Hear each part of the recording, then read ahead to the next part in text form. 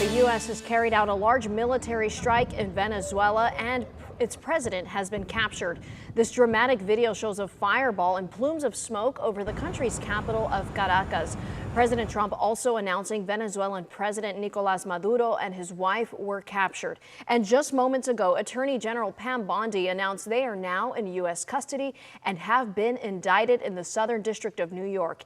ABC's Allison Kosick has the latest. President Trump has confirmed that strikes on Venezuela have been happening over the past few hours. And according to President Trump, that Nicolas Maduro and his wife have been captured in Venezuela.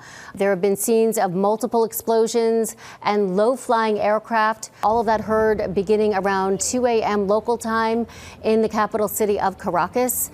And the FAA is now banning U.S. commercial flights in Venezuela airspace over what's being called ongoing military activity. This comes after weeks of the U.S. ramping up pressure on the government of President Nicolas Maduro, including seizing 2 oil tankers and conducting deadly military strikes on alleged drug boat smugglers. This week, the Pentagon released video of 2 vessels being hit, saying they were moving along known narco trafficking routes and engaging in narco trafficking.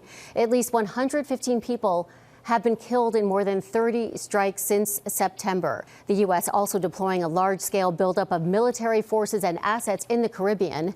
In recent weeks, President Trump declaring that Venezuelan airspace should be considered closed in its entirety. So how far would you go to take Maduro out of office?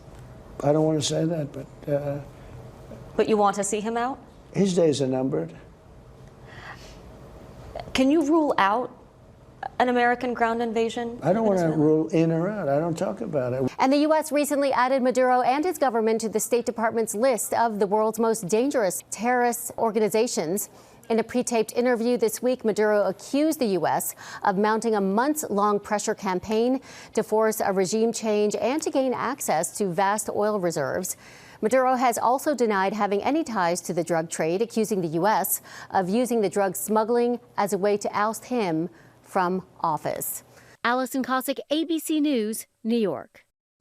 President Trump is expected to hold a press conference this morning at 10 a.m. local time. We will make sure to bring you that on WFAA Plus, and we'll continue to follow the latest developments throughout the day.